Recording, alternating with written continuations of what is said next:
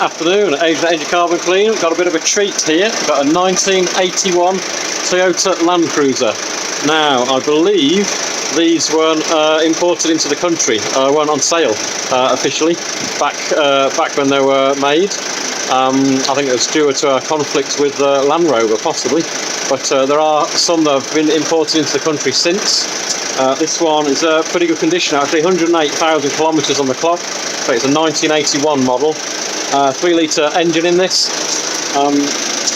Yeah, running pretty sweetly now. There's a significant amount of bass rumble in the engine and wobble when we started. That subsided a little bit now. It's very, very nice condition. So one very proud owner. He's had one of these before, which was a petrol, but this one, yeah, beautiful. Few bits and pieces he wants to carry on doing with it. As with any kind of passionate car owner, always want to improve things and get it up to what they want. But yeah, this one was a very nice example. Giving it a bit of extra time on this one, running it very slow and steady.